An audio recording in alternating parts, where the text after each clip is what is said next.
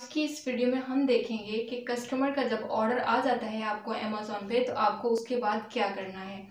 तो जब कस्टमर का ऑर्डर आ जाता है, कस्टमर की डिटेल आपके पास आ जाती है, उसमें कस्टमर का एड्रेस होता है, कस्टमर का फ़ोन नंबर होता है और आपको कितनी प्राइस में ऑर्डर आया है वो होता है और किस चीज़ का ऑर्डर आया है ये सारी डिटेल्स होती हैं।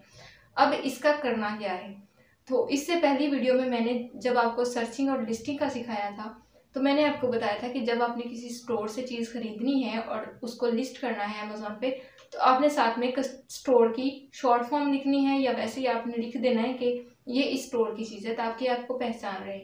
जब ऑर्डर आता है तो आपको पता चल जाता है कि ये इस चीज़ का ऑर्डर आया है और उसके साथ में वो लिखा होता है स्टोर, जो कि आपने खुद ही लिखना होता है। तो आपने उसी स्टोर पे जाना है और उस स्टोर से जाके वो चीज़ ऑर्डर कर देनी है और आपने कस्टमर की डिटेल्स दे देनी है।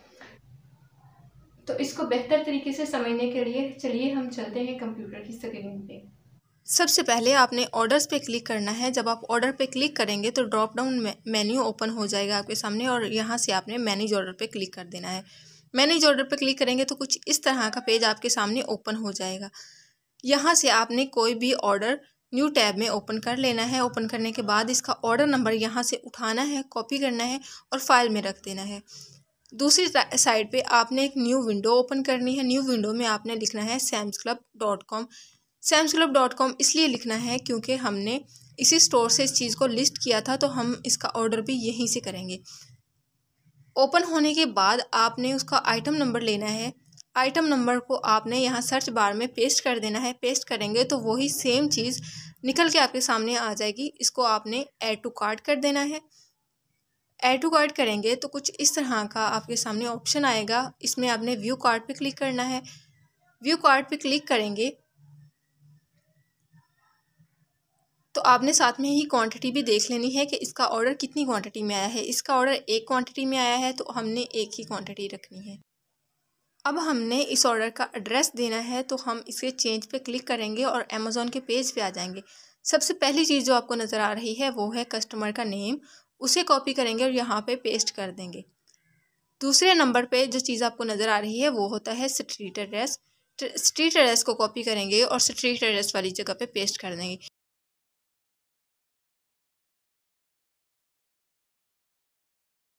ये जो चीज़ है ये होता है सिटी का नेम। इसे भी कॉपी करके पेस्ट कर देंगे। और ये जो नंबर आपको नज़र आ रहा है ये होता है पोस्टल कोड या इसे जिप कोड कहते हैं। ये भी इसी तरह से पेस्ट कर देना है यहाँ पे। उसके बाद जो चीज़ आपको नज़र आ रही है वो है स्टेट। टेक्सास स्टेट है तो इसकी एब्रीवेशन यहाँ पे लिखी हुई है। अगर आपको एब्रीवेशन समझ ना आए तो आप उसे गूगल कर सकते हैं और कुछ ही दिनों में जब आप काफ़ी ज़्यादा ऑर्डर्स कर लेंगे तो आपको हर स्टेट की एब्रीवेशन याद हो जाएगी। उसके बाद आपने कस्टमर का फ़ोन नंबर कॉपी करना है और फ़ोन नंबर यहाँ पे पेस्ट कर देना है। उसके बाद सारी डिटेल्स मुकम्मल हो गई हैं और इसे आपने सेव कर देना है। जब आप एड्रेस को सेव कर देंगे तो कुछ इस तरह का पेज आपके सामने शो होगा। अब आपने एड्रेस को अच्छी तरह से मैच कर लेना है ताकि एड्रेस में गलती ना हो, कस्टमर का जो ऑर्डर है वो सही एड्रेस पे जाए, गलत एड्रेस पे डिलीवर ना हो।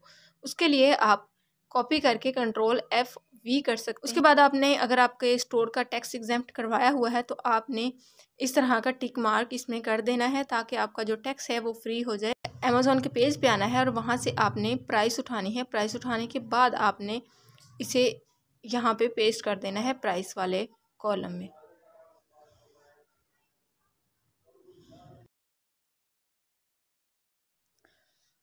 जब आपने ये प्राइस रख लेनी है उसके बाद आपने सैम्स के पेज पे आना है और यहाँ से ये वाली प्राइस उठानी है और इसे कॉस्ट वाले कॉलम में पेस्ट कर देना है। कॉस्ट वाले कॉलम में इसलिए आपने इसे पेस्ट करना है क्योंकि ये हमने अपने कार्ड से पे करनी है। जब हम इस प्राइस को फाइल में पेस्ट करेंगे तो हमें अपना प्रॉफिट या लॉस जितना भी होगा हमें शो हो जाएगा। जैसे कि ये हमें शो हो रहा है कि इस प्रोडक्ट में या इस ऑर्डर में हमें 27 सेंट्स का प्रॉफिट हुआ है। इसके बाद हमें पता चल गया है कि ये ऑर्डर हमारा प्रॉफिट में जा रहा है। हमने सेलर नोट में भी प्राइस रखनी है ताकि अगर हम इन फ्यूचर कभी ये ऑर्डर ओपन करें तो हमें पता चल जाए कि ये ऑर्डर हमारा इतने में गया था। उसके बाद आपने प्लेस ऑर्डर पे क्लिक कर देना है। जब आप प्लेस ऑर्डर पे क्लिक करेंगे तो सैम्स क्लब आपको एक ऑर्डर नंबर दे देगा ताकि आप दोबारा अपने ऑर्डर को आइडेंटिफाई कर सकें या देख सकें कि आपका ऑर्डर ट्रैकिंग آئی ہے اس کی یا نہیں آئی ہے، شپ ہوا ہے یا ڈلیور ہو گیا ہے ریکارڈ کے لیے اس آرڈر نمبر کو لینا ہے۔ تو آپ نے اس آرڈر نمبر کو لینا ہے، اسے ایک تو سیلر نوٹ میں پیسٹ کر دینا ہے، دوسرا سیلر آرڈر آئی ڈی میں پیسٹ کرنا ہے، اور تیسرے نمبر پہ آپ نے اسے فائل میں پیسٹ کرنا ہے۔ اس کے بعد آپ نے ڈیٹ لکھ دینی ہے کہ اس ڈیٹ کو یہ آرڈر پروسیس ہوا ہے۔ اب آپ کا آرڈر کمپلیٹ ہو چکا ہے، آپ نے ریکارڈ بھی رکھ لیا ہے۔ اب آپ اسے کلوز کر سکتے ہیں اور کوئی نیو آرڈر پروسیس کر سکتے ہیں۔